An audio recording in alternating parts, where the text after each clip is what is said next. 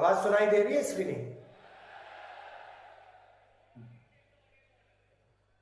तो आप सबका यहाँ बहुत बहुत स्वागत।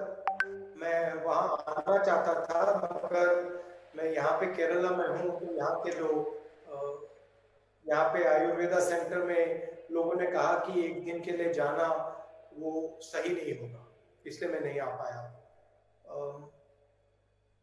देश में विचारधारा की लड़ाई चल रही है। एक तरफ आरएसएस बीजेपी की विचारधारा और दूसरी तरफ कांग्रेस पार्टी की विचारधारा। पार्टियां बहुत हैं, विपक्ष में पार्टियां हैं, मगर विचारधारा की जो लड़ाई हो रही हो वो बीजेपी और आरएसएस और कांग्रेस की विचारधारा के बीच में लड़ाई हो रही है। कांग्रेस की विचारधारा, कॉन्स्टिट्यूशन की विचारधारा, देश को जोड़ने की विचारधारा, सबको एक साथ लेने की विचारधारा, जो हमारा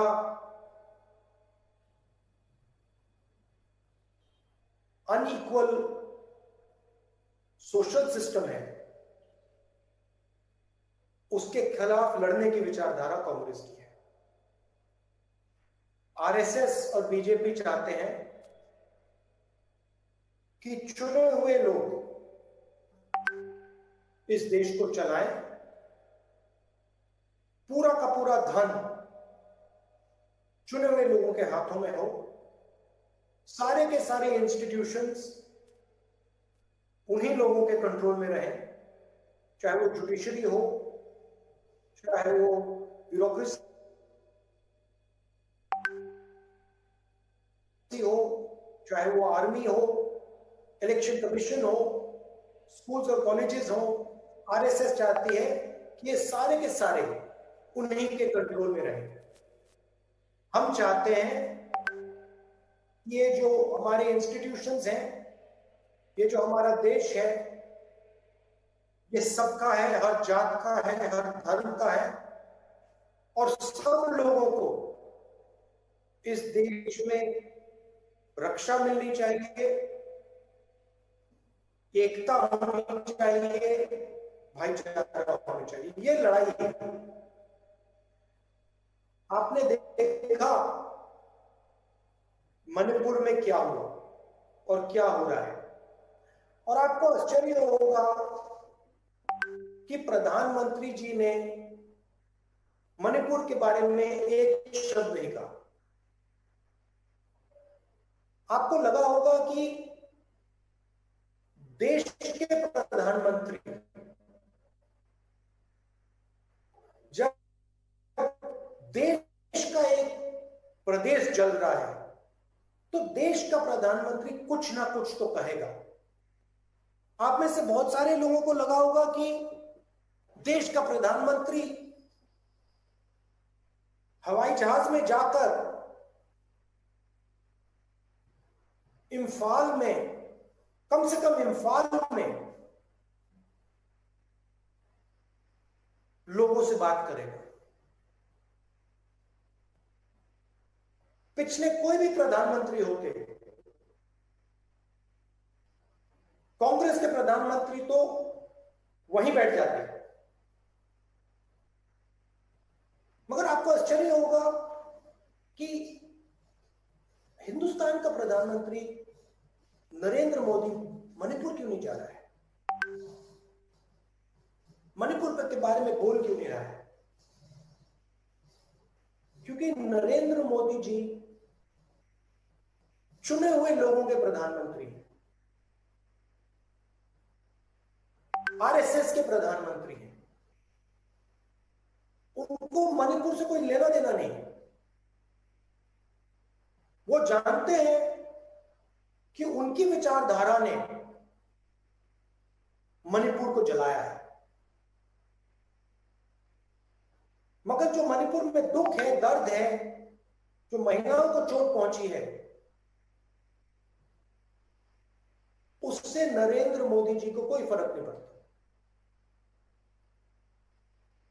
और मैं आपको गारंटी देके कह सकता हूं कि जिस मणिपुर ने प्रधानमंत्री के दिल में दर्द नहीं पहुंचाया, वही मणिपुर इस मीटिंग में हमारे हर कार्यकर्ता के दिल में दर्द पहुंचा रहा है।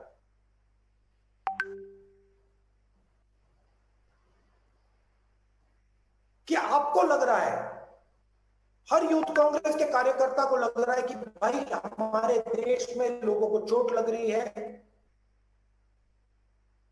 लोगों को दुख हो रहा है, हमें उनके साथ खड़ा होना चाहिए, मणिपुर में जाके खड़े होना चाहिए। अगर मणिपुर में नहीं जा सके तो जहां हम खड़े हैं,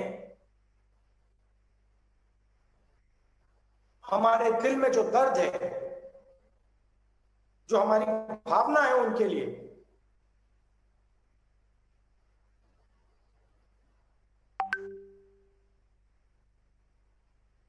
तो मेरा कहना है ये फर्क है। वो सिर्फ सत्ता चाहते हैं और सत्ता के लिए वो कुछ भी कर देंगे। मणिपुर को जला देंगे, बाकी देश को जला देंगे, हरियाणा, पंजाब, उत्तर प्रदेश, सारे देश को जला देंगे, क्योंकि इनको सिर्फ सत्ता चाहिए और कुछ नहीं चाहिए। इनको देश के दर्द से कुछ फर्क नहीं पड़ता, दुख से कोई फर्क नहीं पड़ता, इनको सिर्फ सत्ता चाहिए। और ये लड़ाई है। एक तरफ आप बैठे हो, आप कांग्रेस पार्टी के भविष्य हो, आपके दिल में देश प्रेम है। जब देश को चोट लगती है, कहीं भी हो, मणिपुर में हो, तमिलनाडु में हो, जम्मू कश्मीर में हो, उत्तर प्रदेश में हो, कहीं भी हो, जब देश को चोट लगती है, देश की किसी नागरिक को चोट लगती है, चाहे वो हिंदू हो, मुसलमान हो, सिख हो, ईसाई हो, तमिल बोलता हो, बंगाली बोलता हो, आपके दिल में चोट लगेगी एकदम। आप उदास होगे, आपको पता भी नहीं लगेगा मूड क्यों खराब हो गया, मगर उनके दिल में ऐसी कोई बात नहीं है।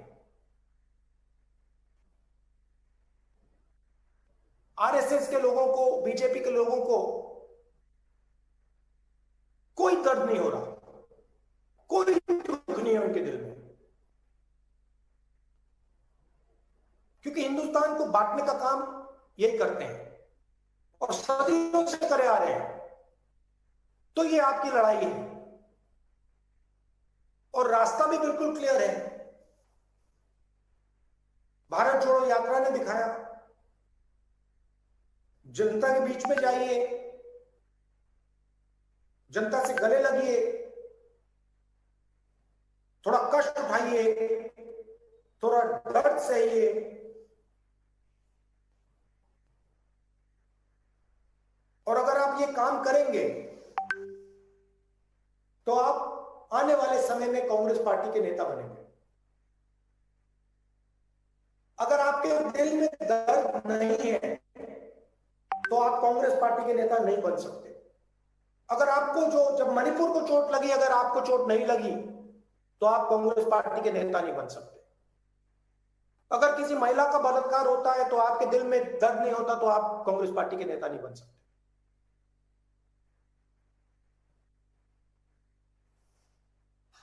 तो जो आपके दिल में जो दर्द होता है, उसका कारण आपकी देशभक्ति है कि आप अपने देश से प्यार करते हो।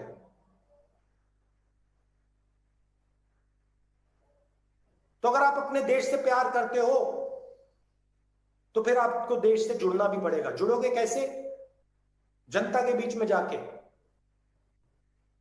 उनकी कठिनाइयों को समझ के, उनके बीच में रह के और एक दूसरे से प्यार और मोहब्बत से बर्ताव करके। भारत जोड़ो यात्रा में बहुत अच्छा नारा निकला, नफरत के बाजार में मोहब्बत की दुकान खोलनी है। यही भी आपका काम है और कुछ बोलने की जरूरत नहीं है। मणिपुर में इन्होंने नफरत की बाजार खोली, चलिए हम जाके मोहब्बत की दुकान खोलते हैं। जहां भी ये नफरत फैलाते हैं वहां आप जाके मोहब्बत की दुकान खोलिए। और देखिए, मजे की बात देखिए, ऑपोजिशन अलायंस ने बहुत सुंदर नाम चुना।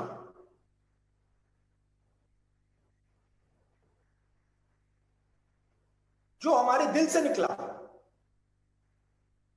इंडिया। हम इंडिया हैं, और जैसे ही हमने नाम लिया, उसी इंडिया को नरेंद्र मोदी जी ने गाली देनी शुरू कर दी। उन्होंने यह भी नहीं सोचा कि मैं इस पवित्र शब्द हिंदुस्तान को गाली दे रहा हूं। इतना घमंड है, इतना अहंकार है। तो आप जाइए,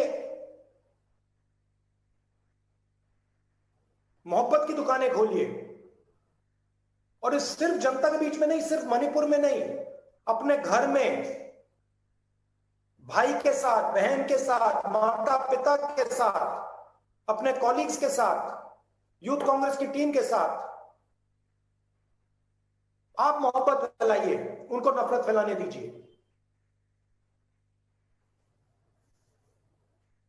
मुश्किल समय है, बीजेपी की सरकार है, आप पे आक्रमण करते हैं, डरो मत, खड़े हो जाओ, पीछे मत हटो। मैं आप सबको कांग्रेस पार्टी की विचारधारा की रक्षा करने के लिए बधाई देता हूं। और जो आपकी अगली मीटिंग होगी, उसमें मैं आपको जूम से नहीं, मगर वहां आकर आपसे बातचीत करूंगा। बहुत बहुत धन्यवाद।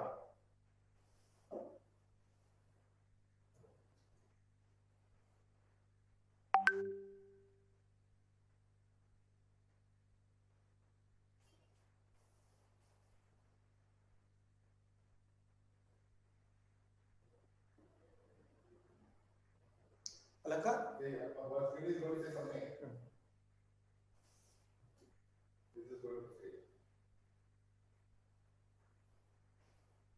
PM, PM, PM, PM, PM, PM, PM.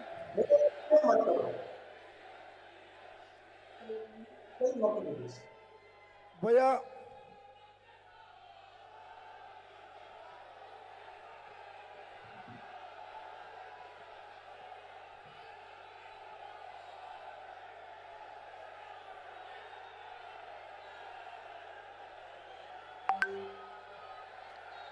भैया भैया ट्रीटमेंट के अंदर भी आपने समय लेके सभी कार्यकर्ता का आपने हौसला बढ़ाया। जो भी आपने एक एक बात किया है, इस देश में पूरा नफरत का बाजार है, वह यूथ कांग्रेस का एक एक साथी मोहब्बत का दुकान खोलने का काम हम लोग करेंगे। और जब राहुल जी चल रहे थे, सारे बीजेपी नेता जल रहे थे। थैंक यू भैया, आपने ओके।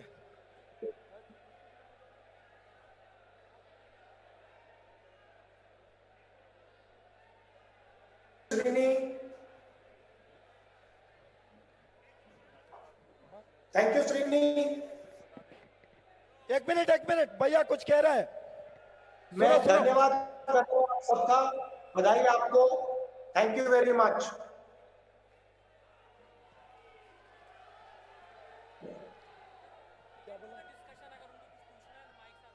कोई साथी राहुल जी से कुछ पूछना चाहता है सवाल?